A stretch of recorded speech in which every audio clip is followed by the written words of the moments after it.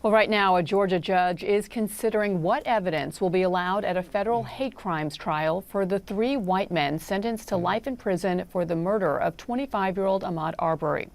The lawyers for Travis and George McMichael, as well as Roddy Bryan, are back in court. In December, Bryan's attorney filed motions to keep several examples of Bryan's alleged hostility towards black people out of the evidence. That includes text messages and a disapproval of his adopted daughter dating an African-American man. We're joined now by criminal defense attorney SARA AZARI. I think a lot of folks have forgotten, even though they've already been charged and sentenced, there's now this federal trial coming up here. Tell us the impact of this particular evidence on those federal charges.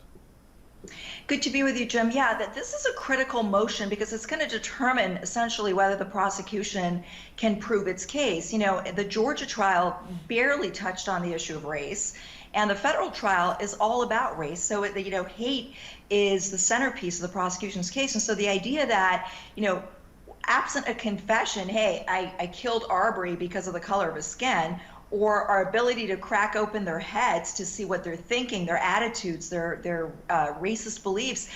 This is exactly the type of evidence that it takes for the prosecution to prove racial motive here. So if this motion gets granted, the prosecution is going to have a very difficult time proving its case. And if it's denied, as it should be, because this information is relevant, then they'll be able to more readily prove their case. And the court's going to assess the relevance. Obviously, it's highly relevant, and then it's going to balance the prejudice against the probative value. And so, Bryan, this is Bryan's motion essentially. Bryan is arguing, hey, I'm not affiliated with a organization that's anti-black. I've never expressed harming a black man or a desire to harm a black man.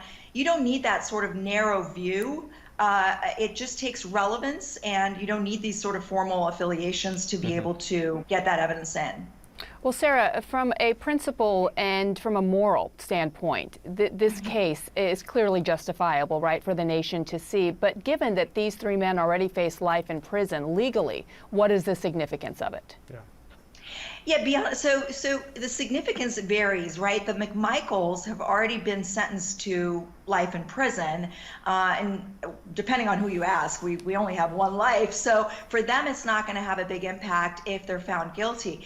But for Bryan was eligible for parole, life with the possibility of parole. There is no parole on the federal side. And so if he's found guilty, he's got a life sentence that perhaps he wouldn't otherwise have in Georgia and could potentially parole early. Okay, proving hate crimes, right? Different standard. Tell us what that standard is, and do you see the evidence here to meet it? Yeah, so the standard is the prosecution has to prove that the crimes these men committed, the attempted kidnapping, the civil rights violations, and for example in count 2, are racially motivated. So any evidence of racist attitudes, racist beliefs is relevant to their case, to prove their case. And so I think what's going to matter here, Jim, is that you've got a bunch of text messages, but then you also have a Facebook post from 2016. And I believe Bryan's defense lawyer is going to argue, 2016 he posted something on social media, so what, right?